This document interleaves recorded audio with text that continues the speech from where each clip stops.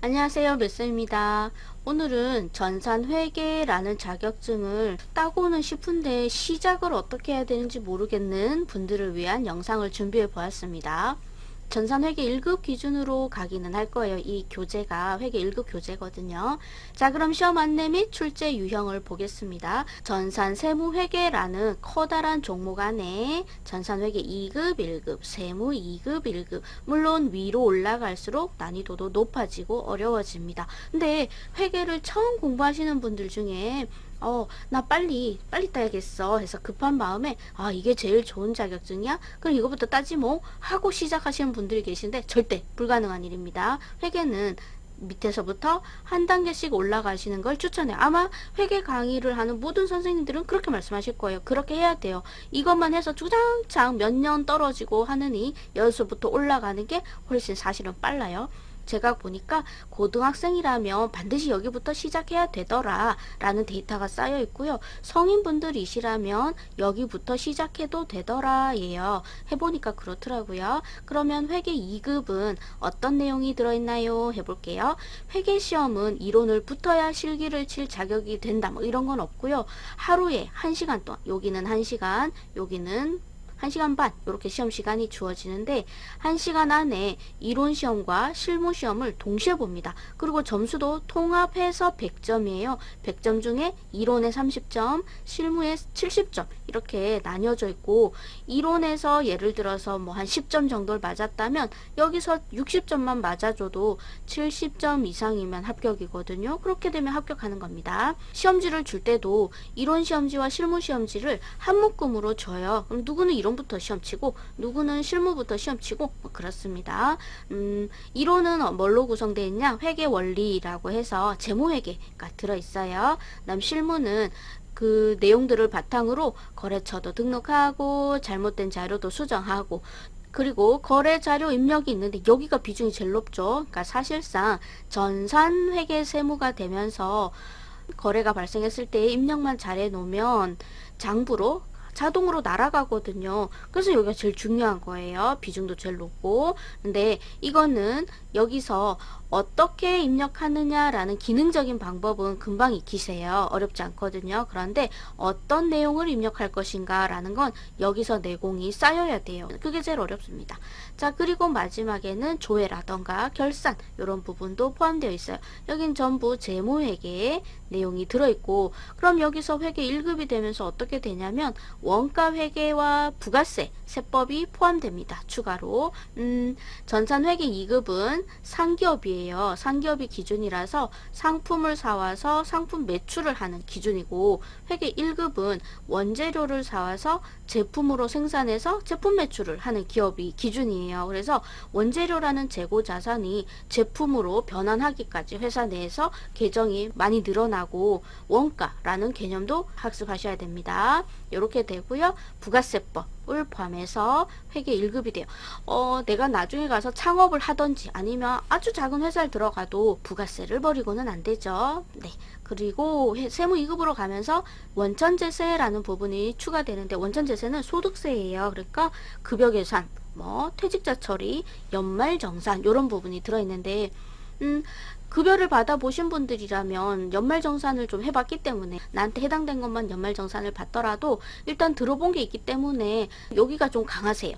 학생분들은 여기 되게 어려워요. 헷갈려요. 항목도 되게 많고 비슷비슷하면서 막 꼬여있고 막 이래서 되게 헷갈려요. 그리고 매년 거의 바뀌는 편이거든요. 조금씩 세제 혜택을 더 주려고도 하고 뭐 전체적으로 계산 방식을 바꾼다든지 그래서 여기가 조금 헷갈립니다. 그리고 세무 1급이 되면 법인세라는 부분이 포함되는데 법인세라는 건 여기서 기업회계 기준, 회계 기준에 맞춰서 작성한 내용을 법인세, 소득세를 내야 되기 때문에 법인세에 맞춰서 다시 내용을 조금 수정해야 되는 부분들이 있어요. 그래서 그 부분을 세무조정이라고 해요. 여기가 꽤 난이도가 높고 어려워요. 그래서 비중도 높고요. 이렇게 해서 회계 2급부터 세무 1급까지 어떤 내용들이 다뤄지는가에 대해서 해봤습니다. 국가공인이고요. 5년에 한 번씩 갱신이라는 게 있는데 세무사회 자격시험 홈페이지에 가면 동영상 강의를 짧게 듣고 이론 10문제를 시험을 치르게 돼요. 그러면 거기서 60점 이상이면 다시 자격증이 수명 연장하는 그런 시스템입니다. 자, 회계 2급, 1급의 비교는 했고요. 일정 한번 볼까요? 2020년 시험 일정. 2, 4, 6, 8, 10. 그래, 이렇게 보시면 짝수달 첫 번째 주 토요일에 시험이 보통 이루어져요. 네, 이제 여기는 일요일도 있고요. 12월 첫 주가 아니라 마지막 시험은 조금 당겨졌네요. 연말에 이제 마감도 해야 되고 그렇겠죠. 시험 시간 보겠습니다. 시험 시간은 12시 반부터 시작하는 회계 2급, 세무 2급 시험이 있고 3시부터 시작하는 세무 1급, 회계 1급이 있어요.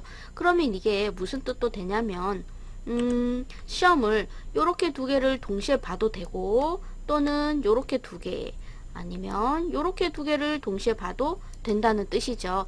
이렇게 두 개를 동시에 볼 수는 없죠. 시간이 같으니까. 그래서 대부분의 분들이 회계 1급을 공부를 만약에 시작했다 하더라도 안전, 보험으로 얘까지 같이 접수해서 이렇게 두 개를 보기도 합니다.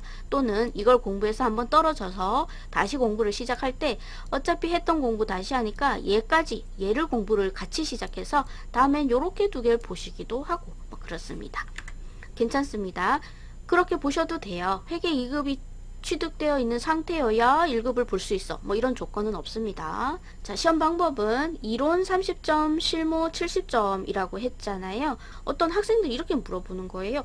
선생님 그러면 이론 다 틀려도 실기 70점 맞으면 합격이에요? 네, 말은 됩니다. 네, 가능합니다. 그렇지만 공부를 해보시면 불가능한 일이라는 것도 알게 되실 거예요. 이걸 전혀 모르겠는데 여기서 70점 맞을 수는 없어요. 여기서 보통 전략은 15문제고 30점이니까 하나에 2점씩이잖아요. 사지선다고요. 그러면 그 중에 7문제나 8문제 정도를 맞으셔야 돼요. 그러면 14점에서 16점 정도가 확보되잖아요. 그 점수가 실기에서 일어난 실수를 이렇게 커버해주는 정도로 전략을 짜시면 됩니다. 실무에서는 알고 있다 하더라도 입력하는 순간 아차 해서 실수하기도 하고 몰라서 틀리기도 하고 그러면 그걸 이론 점수에서 보완을 해주는 거예요. 네. 자, 그 다음에 준비물은 수험표, 계산기 가져가야 됩니다. 윈도우 계산기 그런 거 쓰시면 안 돼요. 계산기, 공학용도 안 돼요. 신분증, 사진 있는 신분증, 난 필기도구 가져가셔야 돼요. USB에도 내 이름 쓰셔야 되거든요.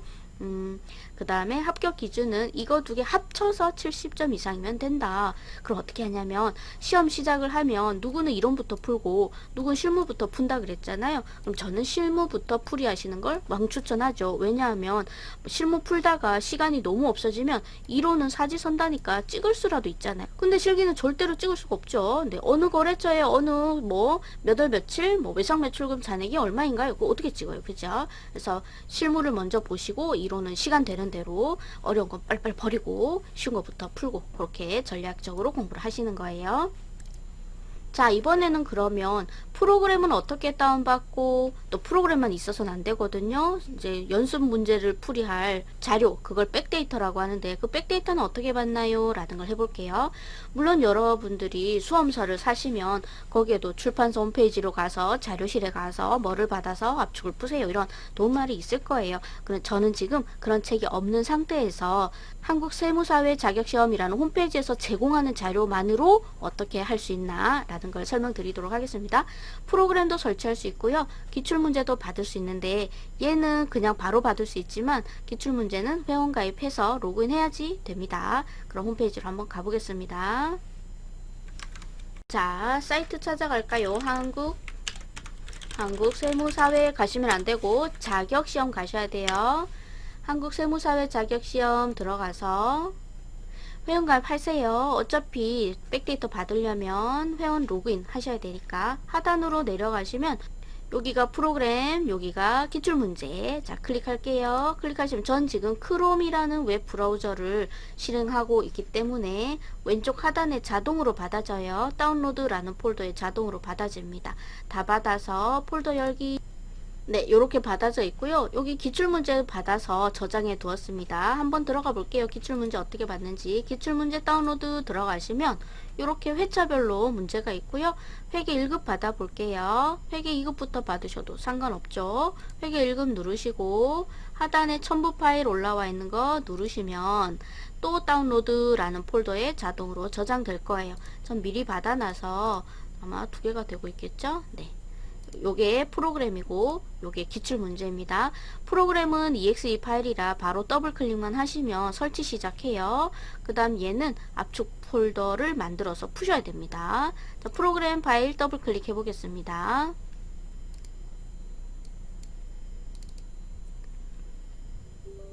자, 예.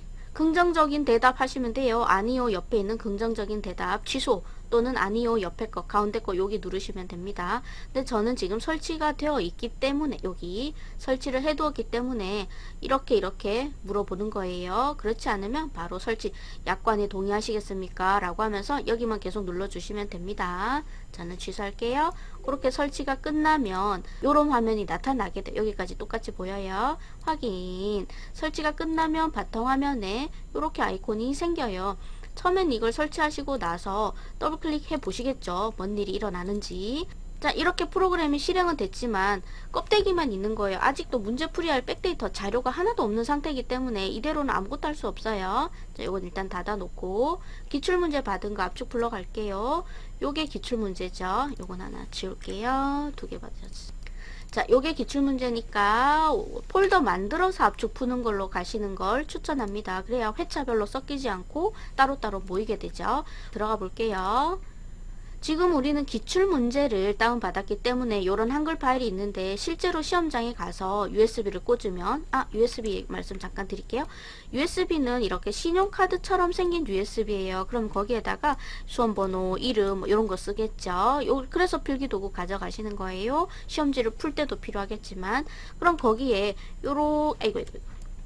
요렇게 생긴 USB 카드가 이렇게 휙 하고 돌리면 빠져나오는 거죠. 요렇게 되는 그런 카드 있잖아요. 그리고 요렇게 되는 거. 이건 이제 본체에 꽂잖아요. 요렇게 생긴 USB입니다. 걔를 꽂아서 들어가면 요렇게 딱 하나 있는데 폴더 속에 요렇게 있어요. 요렇게 텍스. 요게 문제를 설치하는 파일이에요. 요걸 더블 클릭해서 문제를 설치하는데 기출문제를 풀 때는 수험번호랑 그런 게 없기 때문에 요걸 열어보시는 거예요. 자, 더블 클릭해 볼게요. 실제 시험장에 갈 때는 내 수험번호가 있고 감독관 확인번호는 시험 시작을 알리는 비밀번호 같은 건데 그거는 거기 가면 불러주잖아요. 그런데 기출문제를 풀 때는 수험번호나 감독관 확인번호가 없으니 문제 풀라고 임시로 이렇게 주어지는 겁니다. 수험번호 복사해 놓을게요. 그러면 시험장에 가서 어떡하냐, USB 꽂으시고 내 컴퓨터 내 PC 하고 여셔서 탐색기 들어가시면 한국세무사회라는 이동식 디스크가 보여요. 거기 들어가시면 텍스라고 있어요. 더블 클릭할게요. 자, 그럼 수험번호 넣으라고 나오죠? 아까 복사했던 거 넣을게요. 이름은 드드드 아무거나 넣으셔요. 연습용이니까 실제 시험장에서는 당연히 본인 이름 넣으시겠죠? 설치.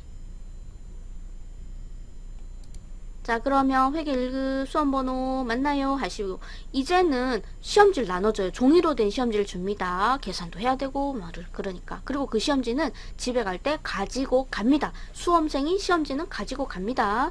그날 저녁에 답안이 올라오거든요. 세무사회 홈페이지에. 그럼 답안을 비교하시면 돼요.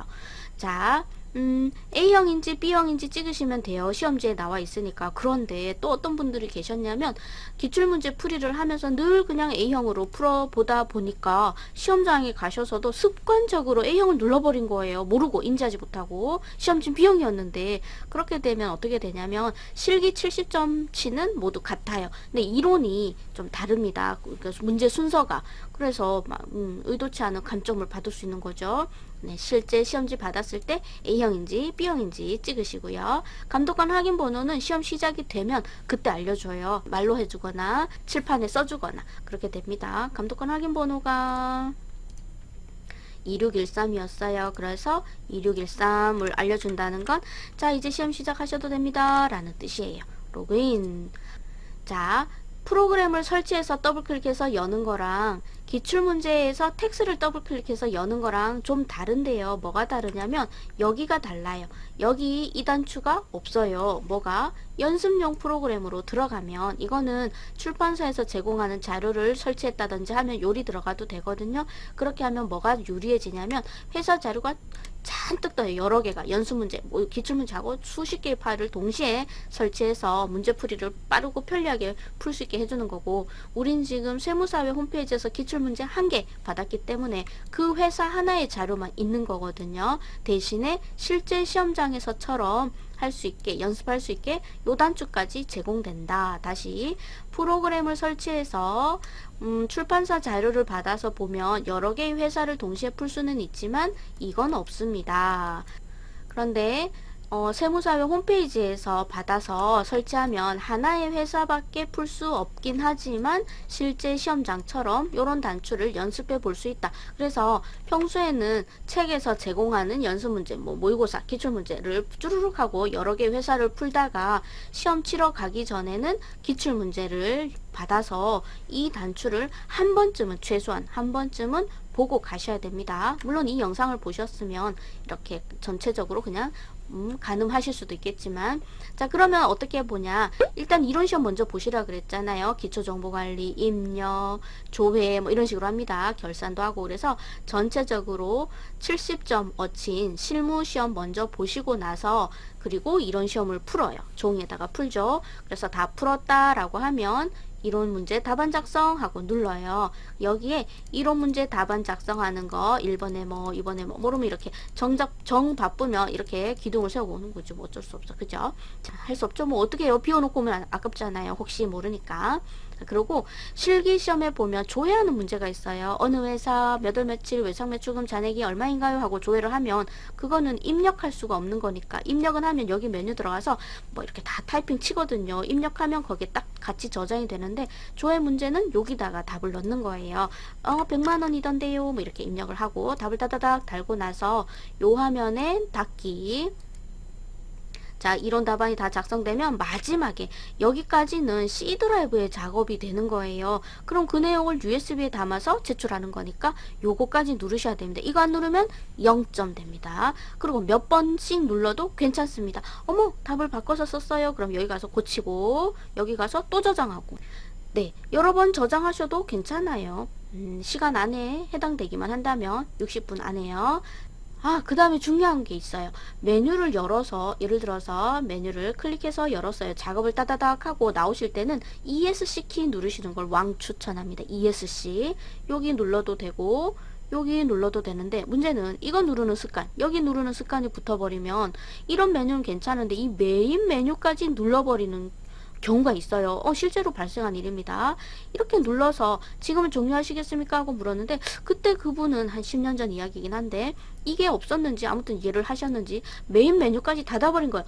그래서 감독관을 부르셨겠죠. 그래서 다 날아갔다 뭐 그러시면서, 그랬더니 감독관이 도움을 취해 주신 게 뭐였냐면 이걸 다시 더블 클릭해 주시더라 라는 거예요. 그분은 30분이나 지났어요. 시험을 시작한 지 30분밖에 남지 않았는데 이걸 다시 더블 클릭을 하면 완전 초기화가 돼요. 입력한 내용이 다 날아간다는 거예요. 그렇게 하시면 안 됩니다. 이거는 처음 시작할 때만 더블 클릭해서 설치해야 되는 거고, 만약에 혹시라도 다 닫아버렸다면 이렇게 시험장에서도 이렇게 기출문제 빨간색 아이콘이 새로 추가가 되어 있어요. 요걸 더블 클릭해서 들어가면 내가 치던 시험 그대로 이어서 갈 수 있어요. 네, 그렇게 하셔야 됩니다. 되게 중요합니다. 근데 그분은 뭐 워낙 내공이 있으셔서 다행히 바다다다다다 다시 다 입력을 하셨다 그래요. 합격하셨습니다. 다행이지만 아주 슬픈 일이 있었을 수도 있죠. 자, 그 밖에도 이제 실제 사례를 통해서 이러이러한 실수들을 하시더라라는 거 한번 읽어볼게요. 실제 저희 수험생들의 이야기를 모아보았어요. 저런 실수도 하실 수 있구나 라는 겁니다. 자, 그럼 어떤 실수들이냐. 연습할 때 아까 말씀드린 것처럼 A형만 풀어버릇해서 실제 시험 문제는 B형이었는데 A형 클릭하시고 오신 분.